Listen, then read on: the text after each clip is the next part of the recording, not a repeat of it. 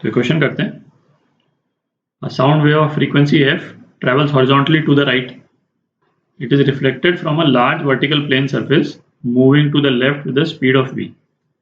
तो एक डायग्राम बना लेते हैं इसको डिपिक्ट करने के लिए।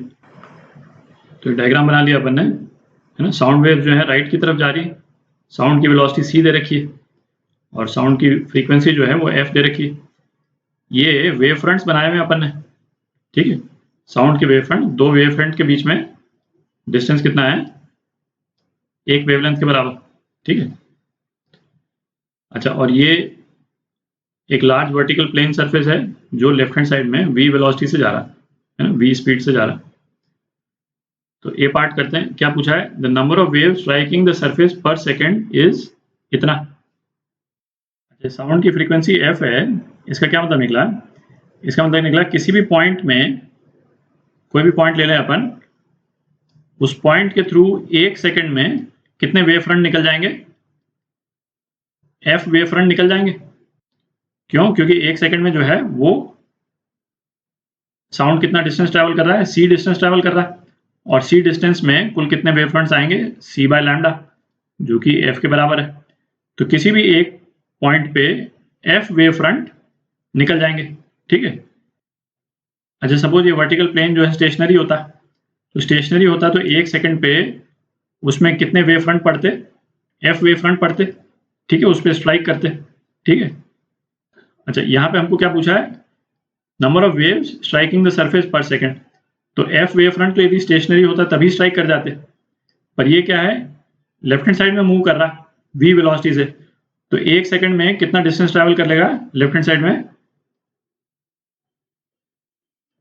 डिस्टेंस ट्रैवल्ड इन 1 सेकेंड, एक सेकंड में कितना डिस्टेंस ट्रैवल कर लेगा, v डिस्टेंस, ठीक है। और इस v डिस्टेंस में उसको कितने वेव फ्रंट्स मिल जाएंगे, v अपॉन लैम्डा, ठीक है। तो total number of wave striking the surface पर सेकंड कितना हो गया, total number of waves striking पर सेकंड,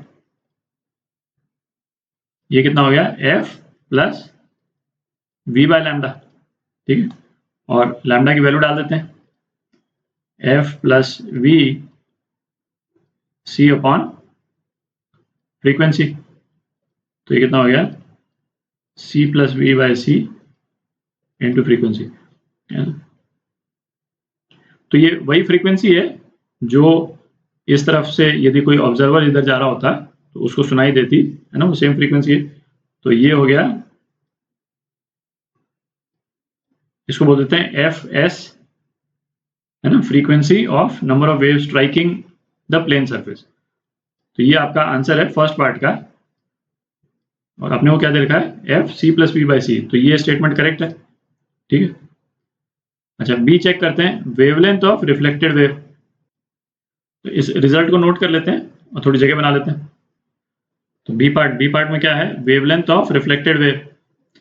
अच्छा, जब मूविंग रिफ्लेक्टिंग सरफेस का अपन ने एक वीडियो किया था सेपरेटली, तो वहां अपन ने डिस्कस किया था कि जब भी कोई रिफ्लेक्टिंग सरफेस है जो मूव कर रहा है, ठीक है, तो वो इंसिडेंट वेव्स को जिस फ्रीक्वेंसी पर रिसीव करता है, और इस केस में किस फ्रीक्वेंसी पर रिसीव किया इसने, इस वाली वेव को एफएस फ्रीक्वेंसी पर रिसीव किया, वो उसी के सोर्स के रूप में एक्ट करता है जब ये वेव्स को रिलीज करेगा जब, ठीक है। तो इसका मतलब क्या निकला कि इसकी सिचुएशन जो है वो इस टाइप की हो गई। बनाते हैं एक बार डायग्राम।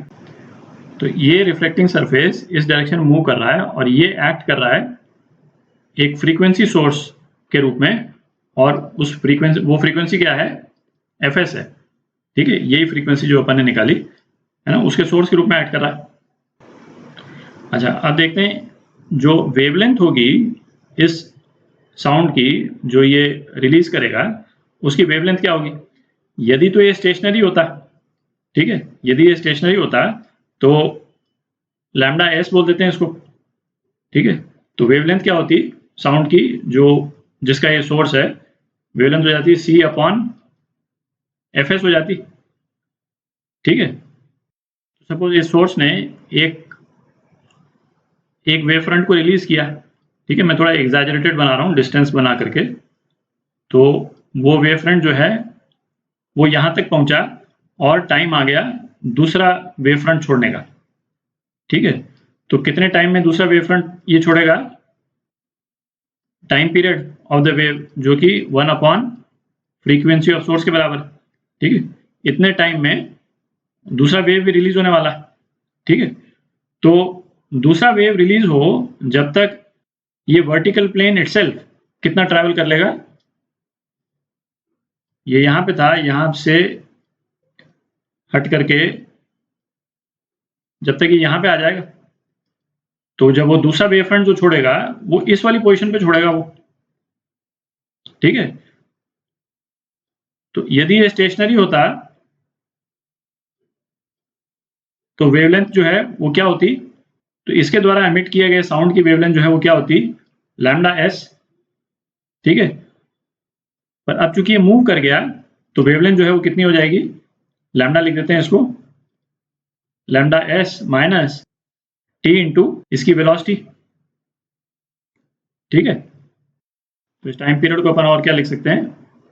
लैम्डा एस बाय सी भी लिख सकते हैं। ठीक है, तो टाइम पीरियड की वैल्यू यहाँ डाल देते हैं, तो ये क्या हो जाएगा? Lambda S minus lambda S by C into V. ठीक, तो ये हो गया lambda S C minus V upon सी।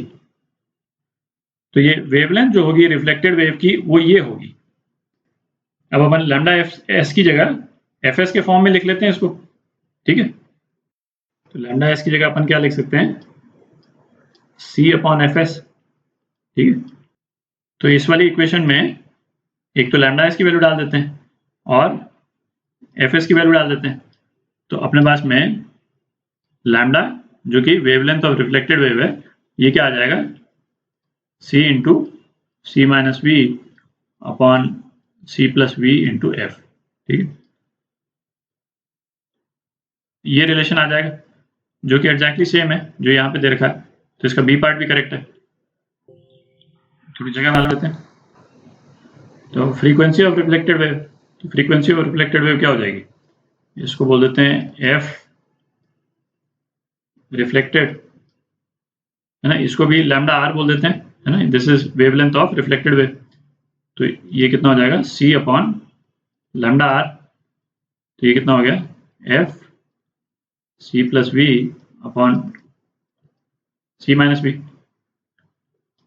ना, सीधा इसको यहाँ पे डाल देते हैं, तो ये आ गया। तो ये भी करेक्ट है, ये करेक्ट। तो ये फ्रीक्वेंसी रिफ्लेक्टेड वेव मतलब जो भी कोई स्टेशनरी लिसनर होगा, है ना, उसको ये फ्रीक्वेंसी सुनाई देगी। तो अब डी में क्या पूछा है? Number of beats heard by stationary listener to the left of reflecting surface. तो यहाँ पे कोई लिसनर है, यदि यहाँ पे कोई लिसनर है, ठीक है, वो सुन रहा है, तो इसको दो फ्रीक्वेंसीज आ रही, एक तो ओरिजिनल फ्रीक्वेंसी एफ और एक जो रिफ्लेक्ट होकर के आ रही है वो एफ आर। तो इसको बीट्स जो है वो कितनी सुनाई देंगी? F R minus F. ठीक, तो ये कितना हो गया? F C plus B upon C minus B minus F. तो ये कितना हुआ? 2 V F upon C minus B. तो इसको इतनी बीट सुनाई देंगी और हमको क्या दे रखा है? We F upon C minus B, और यहाँ अपने पास में क्या आ रहा है? 2 भी आ रहा है, 2 V F upon C minus B. तो ये स्टेटमेंट गलत है ना, चौथा पार्ट ये गलत है। ये आपके आंसर।